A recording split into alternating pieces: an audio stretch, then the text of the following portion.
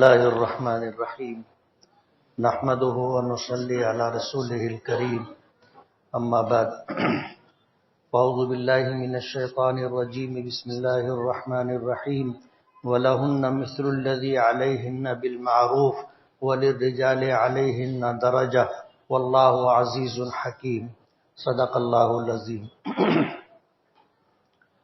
بزرگان محترم اور عزیز دوستو، اللہ تعالیٰ نے یہ نظام جو اس کائنات کا بنایا ہے، اس نظام میں اللہ تعالیٰ نے انسانوں کے لیے جنہیں اشرف المخلوقات کا درجہ دیا ہے، اس میں رشتہ داروں کی رشتہ داریوں کے نبھانے کا حکم دیا ہے، ایک دوسرے کے حقوق کی ادائیگی کی تاکید کی ہے، اور جب تک ان حقوق کی ادائیگی ہوتی رہے گی جانبین سے، یعنی دونوں طرف سے حقوق ایک دوسرے کے ادا کیے جاتے رہیں گے، رشتہ داریاں بحال رہیں گی، خوشگوار تعلقات رہیں گے، ایک دوسرے کے دکھ سکھ میں لوگ شریک ہوں گے، اور ایک خاندانی نظام جسے اللہ نے بنایا ہے وہ خاندانی نظام حسن و اسلوبی کے ساتھ چلتا رہے گا. گزشتہ دنوں میں بیانات میں ماں باپ کے حقوق، میاں بیوی کے حقوق بیان کیے گئے تھے. تفصیل سے یہ بات ذکر کی گئی تھی کہ بیوی پر شوہر کے کیا کیا حقوق ہیں اور شوہر پر بیوی کے کیا کیا حقوق ہیں. ایک خاندانی نظام رشتہ نکاح کے ذریعے وجود میں آتا ہے، نیا خاندان بنتا ہے. اس نئے خاندان کی ابتدا میاں بیوی کے رشتہ نکاح کے ذریعے سے ہوتی ہے، اور میاں بیوی کے حقوق ادا کیے جاتے رہیں تو خاندانی نظام بحال رہتا ہے، اور خاندانی نظام آگے بڑھنے کے ساتھ ساتھ مستحکم ہوتا ہے. اس لیے میاں بیوی کے حقوق علیحدہ علیحدہ کیا ہیں اسے بیان کیا گیا تھا. میاں بیوی کے کچھ مشترکہ حقوق بھی ہوتے ہیں، یعنی دونوں پر ایک دوسرے جیسا حق ہوتا ہے، جیسے حقوق کی ادائیگی.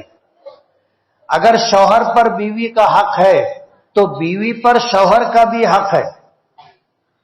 تفصیل آپ کے ذہن میں ہوگی تو آپ کو اندازہ ہوگا اس میں کمی بیشی ہو سکتی ہے کہ شوہر کے حقوق کچھ بڑھ کر کے بیوی کے حقوق شوہر کے حقوق کے مقابلے میں کچھ کم ہے.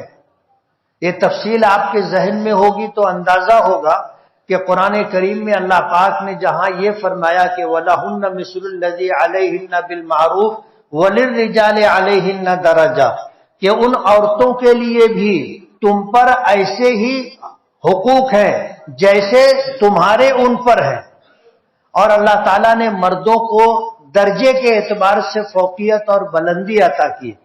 میں نے یہ بات تفصیل سے ذکر کی تھی کہ ہمارے آقا جناب رسول اللہ صلی اللہ علیہ وسلم کا ارشاد گرامی ہے کہ لو كنت آمر احدا ان يسجد لاحد لامرت النساء ان يسجدن لازواجهن، کہ اگر میں کسی کو حکم دیتا کہ اللہ کے علاوہ کسی اور کو سجدہ کرے تو بیویوں کو حکم دیتا کہ وہ اپنے شوہروں کو سجدہ کیا کرے. اس سے آپ اندازہ کر سکتے ہیں کہ شوہر کے حقوق بیوی کے مقابلے میں زیادہ ہیں. اور میاں بیوی کے اس رشتے میں اللہ تعالیٰ نے مرد کو فوقیت دی ہے، مرد کو فوقیت دی ہے، درجے کے اعتبار سے بلندی عطا کی ہے. اور حقوق کے اعتبار سے آپ نے مرد کے جو حقوق عورتوں پر ہے اگر ذہن میں ہوگا تو آپ کو اندازہ ہوگا کہ اس میں بنیادی بات یہی ہے کہ حاکم جو ہوگا، فیصلہ کرنے کی طاقت، فیصلہ کرنے کا اختیار شریعت نے مرد کو دیا ہے. لیکن اسی کے ساتھ مشترکہ حقوق کی ادائیگی کی بھی فکر کرنی چاہیے. آپ نے بیان سنا، ظاہر بات ہے آپ نے سنا، یہ بیان آپ کے گھر تک پہنچا نہیں پہنچا، آپ کی بیویوں تک پہنچا نہیں پہنچا، تو ظاہر بات ہے کہ آپ تو حقوق ادا کریں گے انشاءاللہ، لیکن اگر بیویوں کو پتہ نہیں ہے کہ شوہر کا مجھ پر کیا حق ہے تو وہ اس کو کیسے ادا کرے گی؟ اس لیے بیویوں پر جو ذمہ داریاں ہیں شریعت نے ڈالی ہیں ان کا علم انہیں ہونا چاہیے. اب یہ علم انہیں کیسے ہوگا یہ آپ کی ذمہ داری، انہیں بتانا، انہیں سمجھانا اور حقوق کی ادائیگی کی تلقین کرتے رہنا، یہ ذمہ داری آپ کی ہے کہ آپ نے میرے ذریعے سے آپ پر بیویوں کے جو حقوق ہیں وہ آپ نے سن لیے اور ادا کرنا شروع کر دیا. جیسے پچھلے ہفتے میں نے تذکرہ کیا تھا کہ بیوی کے حقوق میں سے ایک حق یہ ہے کہ اسے مہر دیا جائے جو طے ہوا ہو. لیکن ضمناً یہ بات تھی کہ ہمارے آقا نبی کریم صلی اللہ علیہ وسلم نے اپنی تمام بیویوں کو اور اپنی تمام بیٹیوں کے جو مہر مقرر کیے تھے اور جس کی ادائیگی آپ نے فرمائی تھی وہ 500 درہم تھے، یعنی جسے آج کے زمانے میں ہم مہر فاطمی کہتے. تو اس کی ادائیگی کی تلقین کی گئی تھی. اللہ کا کرم ہے بہت سارے ہم میں سے ایسے لوگ ہیں جنہیں اللہ نے حیثیت دی تھی اور جن کے پاس پیسہ تھا، جمع شدہ پونجی تھی، انہوں نے گھر جا کر کے بیویوں کو مہر فاطمی کے عنوان سے دیا. ان میں سے کچھ خواتین ایسی بھی ہیں جنہوں نے دارالعلوم دیوبند کو اپنے مہر کی رقم سے ایک اچھی خاصی رقم ادا کی. اندازہ ہوا، خوشی بھی ہوئی کہ لوگ سنتے ہیں تو عمل بھی کرتے، اور انشاءاللہ اس کے دیر پا اثرات آپ محسوس کریں گے. ظاہر بات ہے آپ نے بیویوں کو جب مہر فاطمی کی ادائیگی کی تھی جو طے بھی نہیں تھی، آپ اپنی مرضی سے دے رہے ہیں، تو اس کے جو مثبت اثرات ہوں گے اور ان کی زندگی پر شوہر کے تئیں جو محبت مودت پیدا ہوگی اور جس کی ادائیگی کی وہ فکر کریں گے، اپنے شوہروں کی خدمت، اطاعت، محبت کا جو جذبہ اللہ ان کے دل میں ڈالے گا اس کے دیر پا اثرات آپ محسوس کریں گے. آپ کسی سنت کی ادائیگی کو معمولی نہ سمجھیں، سنت کی ادائیگی کو معمولی نہ سمجھیں. لوگ بسا اوقات جانے انجانے میں یہ بات کہہ دیتے ہیں کہ چھوڑو یار سنت ہی تو ہے. یہ جملہ انتہائی خطرناک ہے. ہماری دنیا اور آخرت کی کامیابی کا انحصار نبی کریم صلی اللہ علیہ وسلم کے طریقے پر ہے. اگر ہمیں دنیا میں کامیابی ملے گی تو اپنے آقا کے طریقے پر چل کر کے، اور اگر آخرت میں ہمیں سربلندی ملے گی تو سنتوں کی ادائیگی کی وجہ سے ملے گی. اللہ تعالیٰ کو اپنے محبوب سے محبت ہے اور محبوب کی ہر ادا اللہ کو پسند ہے. آپ نے اگر کسی سے محبت کی ہوگی تو آپ کو اندازہ ہوگا کہ جس سے واقعی محبت ہوتی ہے اس کا چلنا بھی اچھا لگتا ہے، اس کا اٹھنا بیٹھنا بھی اچھا لگتا ہے، اس کا گفتگو کرنا بھی اچھا لگتا ہے، اس کا مسکرانا بھی اچھا لگتا ہے. ایک ایک ادا اس کی دل کو بھاتی ہے اور اس طرح دل میں جگہ پکڑتی ہے کہ اس سے اچھی چال، اس سے اچھی ڈھال، اس سے اچھی گفتگو، اس سے اچھی ادائیں آپ کی نگاہوں میں آتی ہوں گی، لیکن دل اس کو قبول نہیں کرتا ہوگا. دل تو اس کو ہی قبول کیا جس سے واقعی محبت تھی. نبی کریم صلی اللہ علیہ وسلم اللہ کے محبوب ہیں.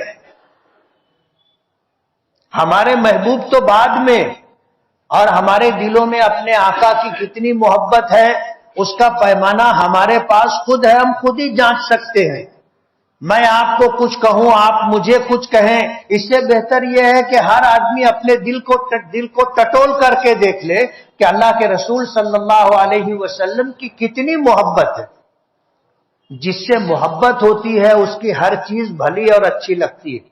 جو لوگ یہ کہتے ہیں کہ چھوڑو یار سنت ہی تو ہے، اس کا مطلب یہ ہے کہ ان کو اپنے آقا سے واقعی محبت نہیں. اگر محبت ہوتی تو یہ جملہ ہرگز زبان پر نہیں آتا. قرآن کریم میں اللہ پاک نے فرمایا کہ ان کنتم تحبون اللہ فاتبعونی، اگر تم اللہ سے محبت کا دعویٰ کرتے ہو تو اس کا پیمانہ یہ ہے کہ تم اللہ کے رسول سے محبت کرو. اگر اللہ کے رسول سے محبت ہے تو یہ اس بات کی پہچان ہے کہ آپ کو اللہ سے بھی محبت ہے، اور اگر آپ کو اللہ کے رسول سے محبت نہیں ہے تو آپ کو اللہ سے بھی محبت نہیں ہے۔ جھوٹا دعویٰ تو کوئی بھی کر سکتا ہے۔ اس لیے یہ کہنا کہ یہ تو حضور کی سنت ہی تو ہے، چھوڑو، فرض تھوڑی ہے، واجب تھوڑی ہے، اس کا مطلب یہ ہے کہ آپ کو اللہ اس کے رسول سے محبت نہیں ہے، اور آپ کا کوئی عمل اس وقت تک اللہ کی بارگاہ میں شرف قبولیت نہیں پائے گا جب تک اللہ کے محبوب نبی کریم صلی اللہ علیہ وسلم کے طریقے پر نہیں ہوگا۔ تو سنت پر عمل ہماری دنیا اور آخرت کی کامیابی کی ضمانت ہے۔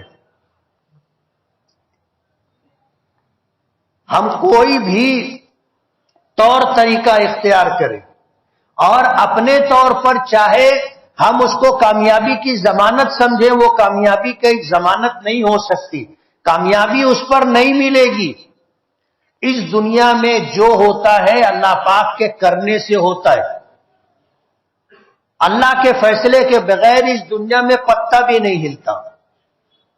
آپ کی کامیابی اور ناکامی حضور کے طریقے پر ہے، اور یہ فرمان خداوندی ہے۔ کسی اور کے طریقے پر چل کر کبھی بھی آپ کو کامیابی نہیں ملے گی۔ یہ بات آپ گرہ ڈال کے محفوظ رکھیں کہ ہماری کامیابی اور ناکامی کا انحصار نبی کریم صلی اللہ علیہ وسلم کے طریقوں پر چل کر کے۔ تو مہر فاطمی ہمارے آقا کی سنت ہے، اور اس کی ادائیگی کو آپ معمولی نہ سمجھیں۔ حضرت خواجہ معین الدین چشتی اجمیری رحمت اللہ علیہ بہت مشہور شخصیت، اللہ نے ولایت کا جو مقام عطا کیا تھا، اور جب ان کو اس بات کا الہام ہوا اور ان کو ان کے شیخ کی طرف سے اس بات کا حکم ہوا کہ ہندوستان میں اللہ کا دین لے کر کے جاؤ اور لوگوں تک اللہ کا دین پہنچاؤ، تو ہندوستان تشریف لائے، اور اجمیر کی سرزمین پر جب پہنچے تو تاریخ میں یہ بات آتی ہے کہ وہاں جو تالاب ہے جس کو انا ساگر کہتے ہیں، اس کے کنارے انہوں نے اپنے قافلے کے ساتھ پڑاؤ کیا اور وہاں ٹھہرے۔ ظاہر بات ہے اس زمانے میں سفر جانوروں پر ہوتا تھا، اونٹ ہے، خچر ہے، گھوڑے ہیں، گدھے ہیں، ان جانوروں پر سفر ہوتا تھا۔ ظاہر بات ہے جن کو جہاں بٹھایا جائے گا وہاں پر گندگی ہوگی، وہ پیشاب بھی کریں گے، پاخانہ بھی کریں گے، گندگی ہوگی۔ تو انا ساگر کے کنارے جب پڑاؤ کیا گیا تو اس وقت کے بادشاہ وقت کو اور اسی طرح جو ہے وہاں کے جو لوگ تھے ان کو یہ بات ناگوار گزری۔ وہیں کہیں کسی جگہ پر جہاں پر حضرت خواجہ نے قیام کیا تھا، بادشاہ کے جو جانور تھے اونٹ اور گھوڑے وہ وہاں رہتے تھے۔ تو یہ ہوا کہ آپ یہاں سے ہٹو، یہ تو بادشاہ کے گھوڑوں کے بیٹھنے کی جگہ ہے۔ انہیں ہٹانے کی کوشش کی گئی، ہٹ گئے۔ ظاہر بات ہے بادشاہ کی رعیت تھے اور ان کے حدود سلطنت کے اندر ان سے سرتابی کون کر سکتا تھا، ہٹ گئے۔ اور حضرت خواجہ اجمیری رحمت اللہ علیہ کی زبان سے ایک جملہ نکلا تھا کہ ٹھیک ہے یہ بادشاہ کے گھوڑوں کے بیٹھنے کی جگہ ہے تو وہ بیٹھیں گے۔ تاریخ کی کتابوں میں آتا ہے کہ جب بادشاہ کے جانور گھوڑے وغیرہ آ کر کے وہاں بیٹھے، رات گزری، صبح ہو گئی، جانوروں کو اٹھنا تھا، کھڑے ہونا تھا، چرنے کے لیے جنگل جانا تھا، لیکن کوئی جانور اٹھ نہیں سکا۔ اللہ نے اپنے محبوب کی زبان سے نکلی ہوئی یہ بات، ایک نیک ولی کی زبان سے نکلی ہوئی بات کہ بادشاہ کے جانور بیٹھیں گے تو وہ بیٹھیں گے، اٹھے نہیں۔ ہر ممکن کوشش کر لی گئی کہ ان کو اٹھایا جائے، لیکن وہ جانور وہاں سے اٹھ نہیں سکے۔ غور کرتے کرتے اس بات تک پہنچے کہ اس شخص نے یہ بات کہی تھی جو سفر کر کے آیا، یہاں پڑاؤ کیا تھا، اور اس نے یہ کہا تھا کہ ہاں بادشاہ کے جانور بیٹھیں گے۔ گئے اور جا کر کے یہ بات ان سے کہی گئی، گزارش کی گئی کہ آپ چلیں اور ان جانوروں کو اٹھنے کا حکم دیں، اور آپ کو اگر وہیں پر قیام کرنا ہے تو آپ وہاں پر قیام کریں۔ حضرت خواجہ معین الدین چشتی اجمیری رحمت اللہ علیہ گئے اور جب انہوں نے کہا کہ اٹھ جاؤ تو جانور اٹھے. یہ ایک کرامت ہے ان کی. ایسی خرق عادت یعنی معمول کے خلاف جو باتیں ہوتی ہے جس کو خرق عادت کہتے ہیں، اگر اللہ کے کسی ولی کے ذریعے سے ہو تو اس کو کرامت کہا جاتا ہے، اور نبوت کے کسی دعوے دار اللہ کے نبی اور رسول کے ذریعے سے اگر ہو تو اس کو معجزہ کہا جاتا ہے. معجزہ کا مطلب یہ ہوتا ہے عاجز کرنے والی چیز. ہم لوگ کسی جانور کو بٹھا دیں اور کہیں کہ بیٹھے رہے تو وہ بیٹھا رہے گا؟ اس کو جب اٹھنا ہے اٹھ جائے گا. لیکن اگر ہم نے کہا کہ بیٹھا رہے اور وہ بیٹھا رہ گیا تو یہ کرامت ہوگی. اور ظاہر بات ہے اس کے لیے ولایت اللہ سے ایسا تعلق ضروری ہے کہ ہماری زبان سے جو بات نکل جائے اللہ اس کو پورا کرے. اور یہ کب ہوگا؟ جب اللہ سے ایسا تعلق ہوگا. اسی زمانے میں کسی پنڈت نے خواجہ اجمیری رحمت اللہ علیہ کو چیلنج کیا اور اس نے یہ کہا کہ تم اپنے آپ کو اپنے دھرم کو سچا بولتے ہو، سچا ہونے کا دعویٰ کرتے ہو، میں آسمان پر اڑوں گا، تم مجھے نیچے اتار کر کے بتاؤ. پہلے یہ کہا کہ میں آسمان پر اڑوں گا، آپ اڑ کر کے بتاؤ. تو خواجہ اجمیری رحمت اللہ علیہ نے کہا کہ یہ کوئی کمال کی بات نہیں ہے، کوا بھی اڑتا ہے. اب ظاہر بات ہے ہم اشرف المخلوقات ہیں، ہم سے نیچے جو مخلوق ہے جو کام وہ کرتی ہے اگر ہم نے کیا تو یہ کوئی کمال کی بات نہیں ہے، کمال کی بات نہیں ہے. اس نے کہا کہ میں اڑتا ہوں، آپ مجھے نیچے اتار کر کے بتاؤ. انہوں نے کہا کہ تم اڑ کر کے دکھاؤ. تو پنڈت اڑنے لگا. جب وہ اوپر گیا تو خواجہ اجمیری رحمت اللہ علیہ نے اللہ سے دعا کی. اللہ نے دل میں الہام کیا اور کتابوں میں آتا ہے کہ انہوں نے اپنی مسواک اٹھائی، مسواک اڑنے لگی اور جا کر کے اس پنڈت کے سر پر اس طرح چوٹ دینے لگی کہ اسے نیچے اترنا پڑا. کتابوں میں یہ بھی آتا ہے کہ کسی پنڈت میں برتن میں پانی بھر کر کے اس کو ہلایا تو زمین ہلنے لگی، زلزلہ آ گیا. خواجہ صاحب نے اپنی مسواک زمین پہ رکھ دی، جیب سے نکال کر کے زلزلہ رک گیا. جو ساتھ میں تھے ان لوگوں نے جب دریافت کیا کہ حضرت یہ کیا چیز ہے، فرمایا کہ یہ سنت کی طاقت ہے. مسواک نبی کریم صلی اللہ علیہ وسلم کی سنت ہے اور سنت میں اتنی طاقت ہے کہ بڑے سے بڑا جادو اس کے سامنے ٹوٹ جاتا ہے. تو سنت کو معمولی نہ سمجھا جائے. مہر فاطمی کی ادائیگی کی تاکید کی گئی تھی اور گزارش کی گئی تھی آپ کو اللہ جب بھی حیثیت دے مہر فاطمی کی ادائیگی کرے. تو میں یہ کہہ رہا تھا مشترکہ حقوق میں سب سے پہلا یہ ہے کہ دونوں ایک دوسرے کے حقوق ادا کریں. تالی دونوں ہاتھ سے بجتی ہے. آپ نے تالی بجانا شروع کی اپنے ہاتھ سے، دوسرا ہاتھ جب تک سامنے نہیں ہوگا آواز نہیں آئے گی، تالی بجنے کا وجود نہیں ہوگا. اس لیے اپنے گھر میں بھی اپنی بیوی ہے، بہن ہے، بیٹی ہے، ان کو بھی اس بات کی تاکید کریں کہ نکاح کے بعد میاں بیوی کے حقوق کی ادائیگی ضروری ہے. دوسری چیز مشترکہ حقوق میں میاں بیوی کے ذمہ لازم ہے کہ ایک دوسرے کے راز اور ایک دوسرے کے عیوب اور ازدواجی زندگی کے تعلقات کو چھپا کر کے رکھے، اس کی حفاظت کرے. نبی کریم صلی اللہ علیہ وسلم نے فرمایا کتنی بے غیرتی کی بات ہے، بے حیائی کی بات ہے کہ میاں بیوی کے تعلقات کو بیوی اپنی سہیلیوں میں یا شوہر اپنے دوستوں میں اس کو بیان کرے. بعض لوگ ہوتے ہیں اس معاملے سے ڈینگیں مارتے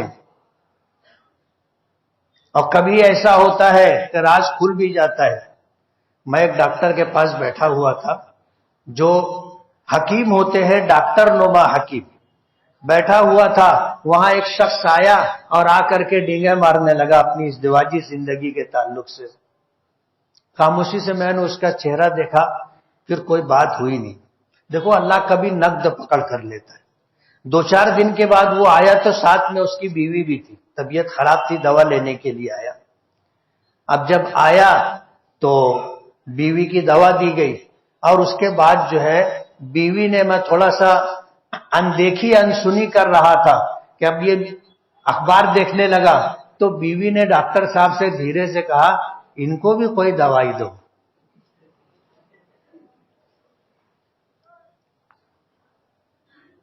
تو میں نے نظر اٹھا کر کے دیکھا اس کے شوہر کی طرف، پانی پانی ہو گیا نا۔ اور اس کے بعد جب ملاقات ہوئی تو میں نے کہا یار مقدم، تم تو کچھ اور دعویٰ کرتے تھے، اس دن تو تمہاری پول کھل گئی۔ ظاہر بات ہے اگر شوہر نے یہ باتیں نہیں بتائی ہوتی پہلے تو یہ معاملہ وجود میں نہیں آتا۔ اپنی ازدواجی زندگی اور میاں بیوی کے تعلقات کو کسی کے سامنے نہیں بیان کرنا چاہیے۔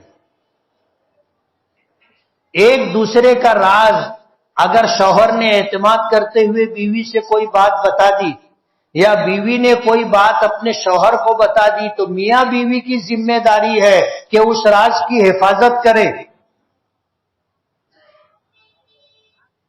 اس راز کی حفاظت کریں، اسے کسی سے شیئر نہ کریں، کسی کو نہ بتائیں، ورنہ اعتماد ختم ہو جائے گا۔ اور عیب سے پاک اللہ کی ذات ہے، اللہ کے علاوہ کوئی بے عیب نہیں ہے۔ اس لیے شوہر میں کچھ عیوب ہو سکتے ہیں، بیوی میں بھی کچھ کمزوریاں، کچھ عیوب ہو سکتے ہیں، یہ چیزیں چھپا کے رکھنے والی ہیں، کسی کو بتایا نہ جائے۔ ایک شخص سے کسی نے پوچھا کہ تمہاری بیوی، تمہارا جھگڑا ہوتا رہتا ہے، کیا بات ہے تمہاری بیوی میں کہ نبھتی نہیں ہے؟ اس نے کہا کہ یار تو کون ہوتا ہے پوچھنے والا، وہ میری بیوی ہے۔ شوہر نے کہا کہ وہ میری بیوی ہے، اس کے متعلق سوال کرنے والا تو کون؟ وہ میری عزت ہے،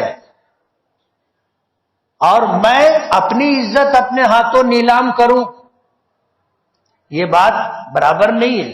آج تو سوال کیا، آج کے بعد پوچھنا مت۔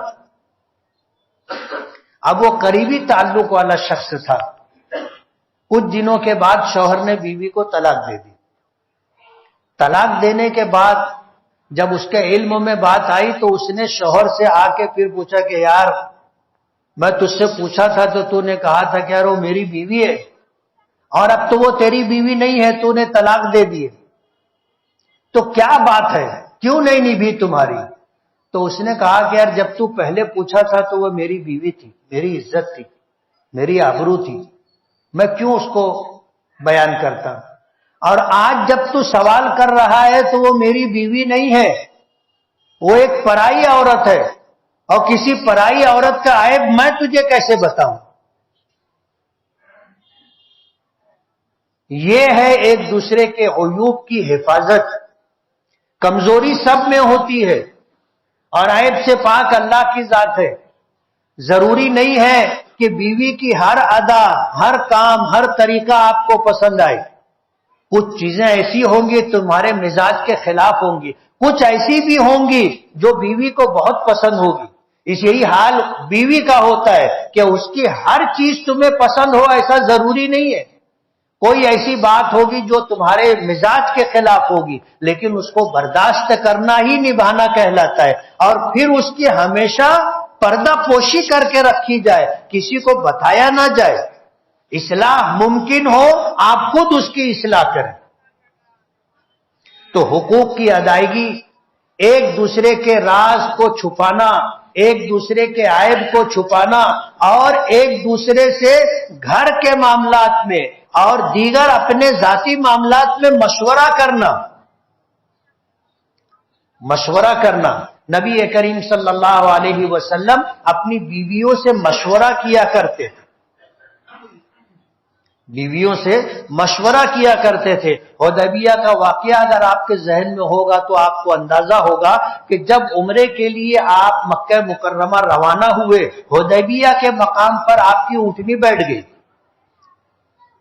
لوگوں نے اٹھانے کی کوشش کی، ہل ہل اونٹنی اٹھے، اونٹنی اٹھی نہیں، تو حضور نے فرمایا تھا کہ کسی نے کہا خلعت القصوہ، حضور کی اونٹنی کا نام قصوہ تھا، کہنے لگے قصوہ نافرمان ہو گئی، تو حضور نے فرمایا کہ میری اونٹنی قصوہ کی یہ عادت نہیں ہے۔ اس کے بعد جو بات آپ نے فرمائی تھی وہ یہ کہ اس اونٹنی کو اس ذات نے روک دیا ہے جس ذات نے ابرہا کے ہاتھیوں کو حرم میں داخل ہونے سے روکا تھا۔ اور اس کے بعد اللہ کی بارگاہ میں یہ بات کہی تھی کہ جو بات اہل مکہ کی طرف سے آئے گی اور حرم محترم کے احترام میں ہوگی میں اسے قبول کروں گا۔ پھر صلح حدیبیہ کا معاملہ آیا اور یہ طے ہوا کہ اس سال عمرہ آپ نہیں کریں گے، واپس جائیں گے، اگلے سال آ کر کے اس عمرے کی قضا کریں گے۔ تو حضور نے اس بات کو قبول کر لیا تھا، اپنے تمام ساتھیوں کو حکم دیا کہ سر منڈوا لے، احرام اتار دیں، واپس مدینہ چلے۔ صحابہ کرام میں سے کوئی کھڑا نہیں ہوا، کوئی اپنی جگہ سے ہلا نہیں، اور یہ پہلی مرتبہ نبی کریم صلی اللہ علیہ وسلم کے سامنے صحابہ کرام کے رد عمل کی مثال تھی کہ آپ نے کوئی بات کہی اور صحابہ نے حرکت نہ کی۔ آپ واپس اپنے خیمے میں گئے اور جا کر کے اپنی اہلیہ محترمہ حضرت ام سلمہ رضی اللہ تعالی عنہا سے مشورہ کیا کہ ام سلمہ معاملہ اس طرح کا ہے اور میں نے اپنے ساتھیوں سے کہا کہ سر منڈا لے، احرام اتار دے اور مدینہ واپس چلے، تو ایک آدمی بھی اپنی جگہ سے نہیں ہلا، کیا کروں؟ ام سلمہ رضی اللہ تعالی عنہا نے دو بات کہی۔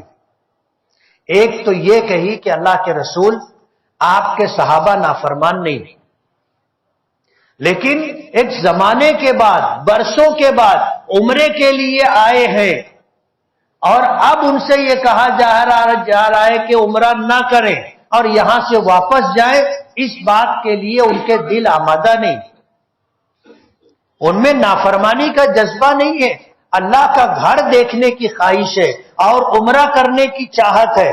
آج بھی ان کو یہ امید ہے کہ کچھ نہ کچھ راستہ بنے گا، اور جب آپ کا فیصلہ ہو گیا ہے تو آپ یہ کریں کہ آپ اپنا سر منڈوا لیں، اپنا احرام اتار دیں۔ اللہ کے رسول صلی اللہ علیہ وسلم باہر تشریف لے گئے، سر منڈنے والے کو بلایا، اپنا سر منڈوایا، سر منڈوا کر کے آپ نے احرام اتار دیا۔ جو ہی سر منڈنا شروع کیا گیا تمام صحابہ کرام کھڑے ہو گئے اور جا کر کے سب نے اپنا سر منڈوا لیا اور احرام اتار دیا۔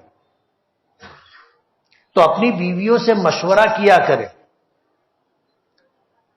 اور اس کا سب سے بڑا فائدہ یہ ہوگا کہ اگر آپ نے کوئی کام کیا، خدا نہ خواستہ اس میں آپ ناکام ہو گئے، تو ناکامی کا تنہا الزام آپ کے سر نہیں آئے گا۔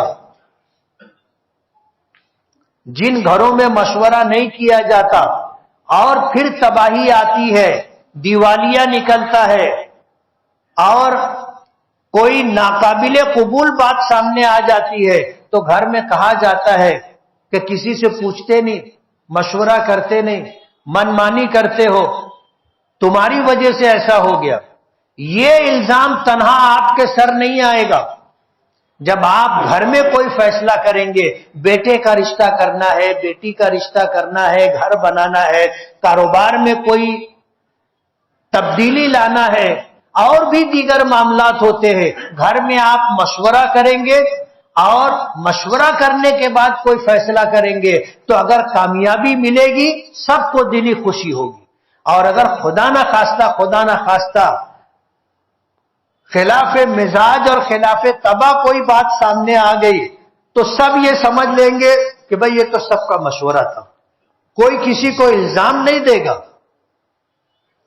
ایک دوسرے سے مشورہ کرنا، حضور پاک صلی اللہ علیہ وسلم ازواج مطہرات سے مشورہ کیا کرتے تھے، اور قرآن کریم میں اللہ کا حکم ہے وَشَاوِرْهُمْ فِي الْأَمْرِ، وَشَاوِرْهُمْ فِي الْأَمْرِ، کوئی معاملہ درپیش ہو آپ مشورہ کریں۔ اللہ کے رسول کو حکم دیا گیا تو آپ مشورہ کیا کرتے تھے ازواج مطہرات سے امور خانہ داری اور گھر سے متعلق باتوں پر، اور دوسرے معاملات میں دوسرے ذمہ داروں سے آپ مشورہ کیا کرتے تھے۔ تو اپنی بیویوں سے مشورہ کیا کریں، اور جب بچے بڑے ہو جائیں تو اپنے بچوں سے بھی مشورہ کیا کریں۔ نبی کریم صلی اللہ علیہ وسلم نے فرمایا کہ بیویوں کے مشترکہ حقوق میں ایک دوسرے سے محبت، مودت کا اظہار ضروری ہے، اظہار ضروری ہے۔ آپ کو مجھ سے بہت محبت ہے، مجھے کیسے پتا چلے گا کہ آپ کو مجھ سے محبت ہے کوئی طریقہ ہے؟ زبان سے نہ کہتے ہوئے آدمی اپنے معاملات کے ذریعے یہ باور کرا دیتا ہے کہ میں آپ کے ساتھ ہوں، میں آپ سے بہت تعلق رکھتا ہوں۔ آدمی دیکھتا ہے کہ یہ ہر وقت پاس آتا ہے، سلام کرتا ہے، خیر خیریت پوچھتا ہے، دور سے کھڑے ہو کر دیکھ کے مسکراتا رہتا ہے۔ آدمی ان چیزوں سے اندازہ لگا لیتا ہے کہ اس شخص سے مجھ سے لگاؤ ہے، لیکن حضور نے فرمایا کہ جب تمہیں کسی سے محبت ہو تو کہو کہ مجھے آپ سے محبت ہے۔ اللہ کے نبی صلی اللہ علیہ وسلم نے اس بات کا اظہار مختلف مواقع پہ صحابہ کرام سے کیا، اور صحابہ کرام کو بھی اس بات کی تلقین تھی کہ آپ کو جس سے محبت ہو آپ بتایا کرو۔ لوگ بولتے ہیں نا آئی لو یو، ہم سمجھتے ہیں یہ غیروں کا طریقہ ہے، یہ اسلامی طریقہ ہے، یہ ہمارے نبی کی سنت ہے۔ غیروں نے اپنا لیا، غیروں نے اپنا لیا، اس کو اپنا چلن، اپنا معمول بنا لیا، اور ہم لوگوں نے چھوڑ دیا۔ یہ جملہ میں نے کہا تو سب کا ذہن فوراً کدھر گیا ہوگا؟ ادھر ہی چلا گیا ہوگا، اللہ کے رسول کی طرف نہیں گیا ہوگا۔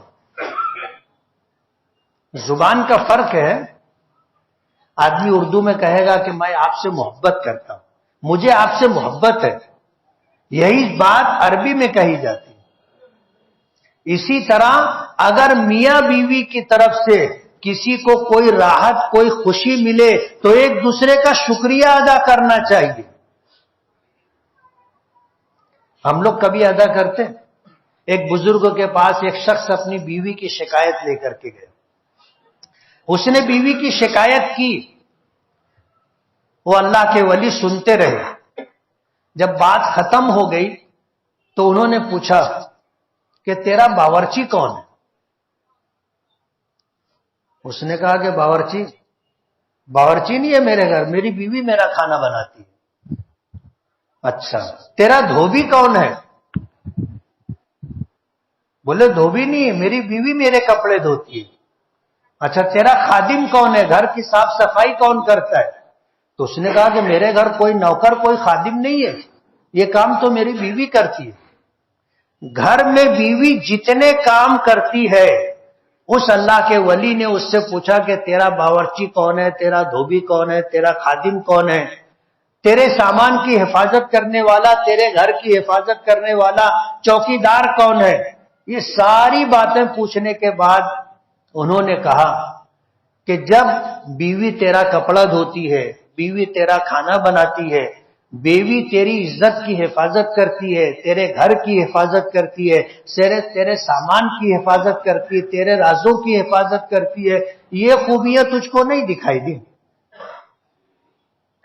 مفت کا باورچی مل گیا، ایک وقت کھانا بناؤ تو دال آٹے کا بھاؤ سمجھ میں آ جائے گا، ایک مرتبہ کپڑا دھو تو ہاتھ دکھنے لگ جائیں گے آپ کے، ایک دن گھر کی صاف صفائی کرو تو تمہیں اندازہ ہوگا کہ یہ کتنا مشکل کام ہے۔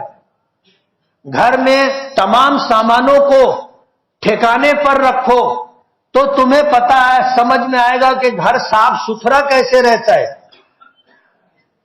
یہ خوبیاں بیوی کی تم کو نظر نہیں آئی، دو چار باتیں ایسی ہیں جو تیرے مزاج کے خلاف ہے تو تو شکایت کرنے کے لیے آ گیا. میں نے یہ بات بتائی تھی کہ بیوی کے ذمے کھانا پکانا نہیں ہے، کپڑا دھونا نہیں ہے، گھر کی صاف صفائی نہیں ہے، لیکن وہ کرتی ہے. تو ظاہر بات ہے جب وہ اپنی ذمہ داریوں سے بڑھ کر کے تمہارا کام کر کے دیتی ہے تو تمہاری بھی ذمہ داری ہے کہ اس کے جو حقوق ہیں اس سے زیادہ اس کے ساتھ پیار، محبت، تعلق، عزت اور احترام کا معاملہ کرو. اس کی چاہتیں، اس کی ضرورتیں آپ اس کے کہنے سے پہلے یا اگر کہہ دے تو اس کے کہنے سے زیادہ کر کے دے. اس نے ایک جوڑے کی فرمائش کی، اللہ نے آپ کو حیثیت دی ہے، ایک اس کی پسند کا ایک اپنی پسند کا لے جا کر کے دے دو. کر کے تو دیکھو، ریٹرن بہت زبردست رہتا ہے. ازدواجی زندگی کو نبھانے کے لیے ان چیزوں کی ضرورت ہے اور یہ ساری چیزیں ہماری شریعت نے ہمیں بتائی. اسی کے ساتھ حق وراثت، حق وراثت یہ بھی مشترکہ حق ہے. شوہر کا انتقال ہو تو بیوی کو میراث ملتی ہے، اور بیوی کا انتقال ہو تو اس کی ملکیت میں شوہر کا حق ہوتا ہے. لیکن ہوتا کیا ہے، ہمارے یہاں ساری ملکیت شوہر کی ہوتی ہے. اس کا انتقال ہو تو بیوی کو کچھ ملتا ہے. بیوی تو ہماری غریب ہوتی ہے نا.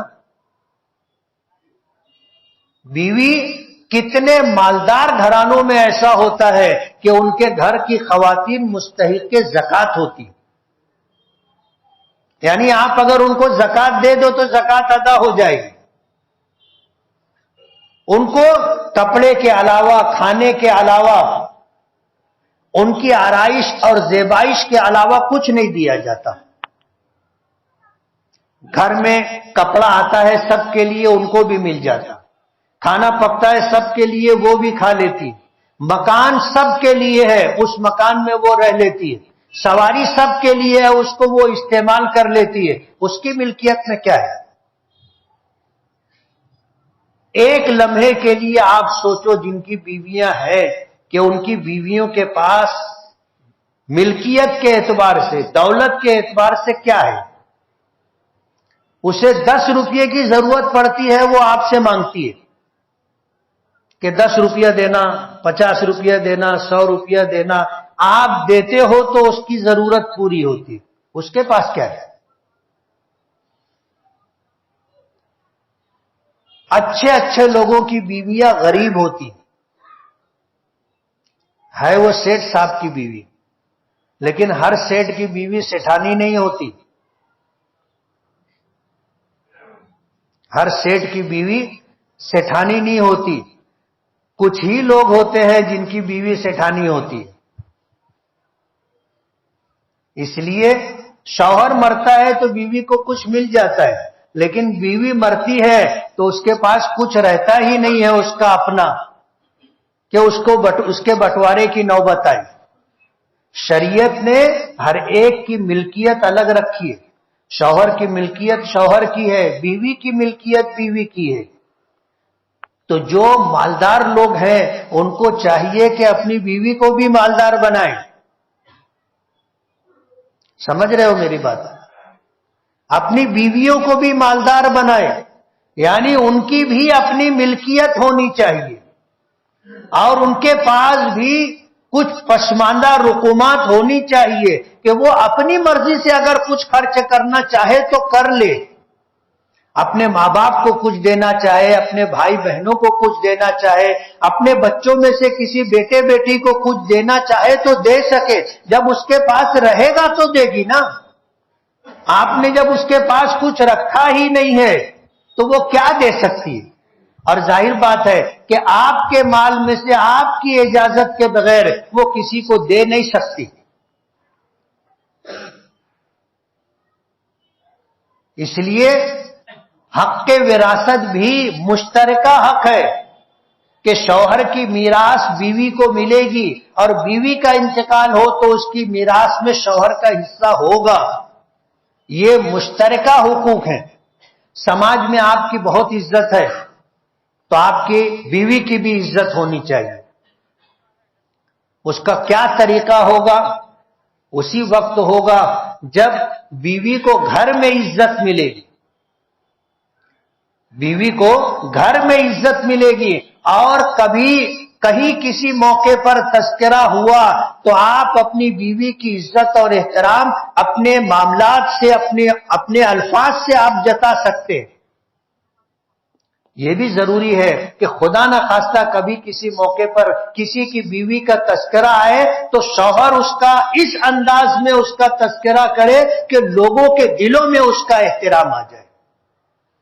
کہے کہ اللہ نے تو مجھے نایاب بیوی عطا کی، میں خوش نصیب ہوں، اللہ نے ایسی بیوی دی ہے وہ نصیب والوں کو ملتی ہے. اس طرح کی باتیں ضرورت ہو تو کہی جائے، بلا وجہ نہیں. کچھ لوگ ہوتے ہیں جہاں معاملہ شروع ہوا بات چیت کا تو آ کے ان کی بیوی پر ہی ختم ہوتا ہے. وہ اپنی بیویوں کا دوستوں کی مجلس میں تذکرہ کرتے ہیں، بار بار نام لیتے ہیں. یہ بے حیائی ہے. تو مشترکہ حقوق کی ادائیگی بھی ضروری ہے. جب مشترکہ حقوق آپ ادا کرو گے پھر آپ دیکھو آپ کی زندگی شاندار زندگی ہو. آپ کی زندگی میاں بیوی کا رشتہ مثالی زندگی، مثالی رشتہ ہوگا. لوگ کہیں گے، گھر دیکھنا ہو تو ان کا دیکھو کہ کبھی کوئی چک چک نہیں، کوئی جھگڑا نہیں، کوئی اختلاف نہیں، کوئی ناراضگی نہیں.